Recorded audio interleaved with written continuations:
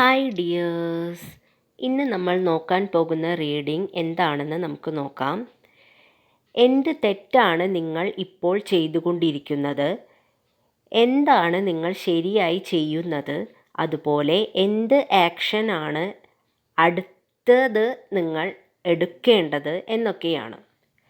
ഇത് നിങ്ങളുടെ career, relationship അങ്ങനെ എന്തിൽ ആയും റിലേറ്റ് ചെയ്യാവുന്നതാണ്. ടാരോ ജേണി വിത്ത് പ്രതീത എന്ന യൂട്യൂബ് ചാനലിലേക്ക് എല്ലാവർക്കും സ്വാഗതം. ഇതുവരെ നിങ്ങളെല്ലാവരും തന്ന സപ്പോർട്ടിന് ഒരുപാട് നന്ദി. യൂണിവേഴ്സ് നിങ്ങൾക്കെല്ലാവർക്കും ആയുരാരോഗ്യ സൗഖ്യങ്ങൾ നൽകി അനുഗ്രഹിക്കട്ടെ എന്ന് ആത്മാർത്ഥമായി പ്രാർത്ഥിക്കുന്നു.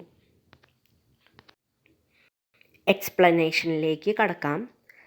ആദ്യം ലഭിച്ച കാർഡ് 7 ഓഫ് വാൻസ്, പിന്നെ king of wands, knight of cups. നിങ്ങൾ എന്തിൽ നിന്നൊക്കെ അല്ലെങ്കിൽ ആരിൽ നിന്നോ രക്ഷപ്പെടാൻ ശ്രമിക്കുന്നു.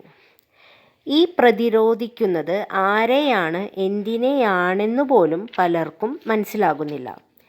ഇവിടെ മനസ്സിലാകുന്നത് നിങ്ങൾ എന്തിനൊക്കെയോ ഭയപ്പെടുന്നു.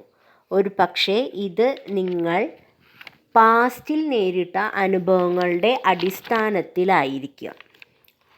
പാസ്റ്റിൽ നിങ്ങൾ നേരിട്ട അനുഭവങ്ങൾ നിങ്ങളെ എപ്പോഴും ഡിഫെൻസീവ് ആക്കുന്നതായിരിക്കാം.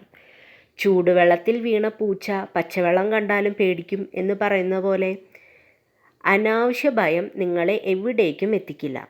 ഭയം നിങ്ങളെ എല്ലാ കാര്യങ്ങളിൽ നിന്നും പിന്തിരിപ്പിക്കുകയേ ഉള്ളൂ. അനാവശ്യമായി കോമ്പറ്റീഷനെ ഭയപ്പെടേണ്ട ആവശ്യമില്ല. എന്തിനേയും ശാന്തമായ മനസ്സോടെ നേരിടുക. എല്ലാത്തിനുമുള്ള ഉത്തരം നമ്മിൽ തന്നെ ഉണ്ട്.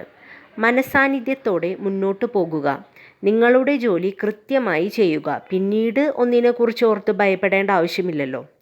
ലീഡർഷിപ്പ് ക്വാളിറ്റി, ക്രിയേറ്റീവ് ഐഡിയാസ് എന്നിവ നിങ്ങളിൽ ധാരാളമായിട്ടുണ്ട്.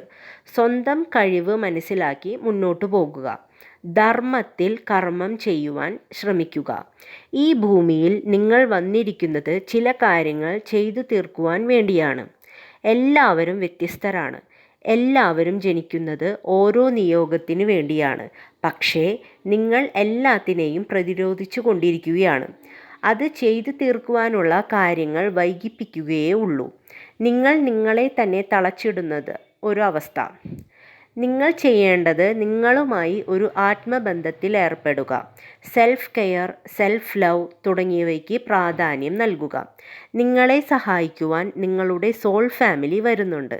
അവരെ വരാൻ അനുവദിക്കുകയാണ് നിങ്ങൾ ഇപ്പോൾ ചെയ്യേണ്ടത്. അപ്പോൾ നിങ്ങൾ എന്തൊക്കെയാണ് ചെയ്യേണ്ടത്? അനാവശ്യ ഭയത്തെ ഒഴിവാക്കി നിങ്ങളുമായുള്ള ആത്മബന്ധം ദൃഢമാക്കി നിങ്ങളെ സഹായിക്കുവാൻ വരുന്ന നിങ്ങളുടെ സോൾ ഫാമിലിയെ സ്വീകരിക്കുക. റെസനേറ്റ് ആയവർ ഈ മെസ്സേജ് സ്വീകരിക്കുക. അല്ലാത്തവർ ഫോഴ്സ്ഫുള്ളി റെസനേറ്റ് ആക്കാതെ വിട്ടുകളയുക. നിങ്ങളുടെ സാഹചര്യവുമായി മാച്ച് ചെയ്യുന്നത് മാത്രം സ്വീകരിക്കുക. Thank you dears.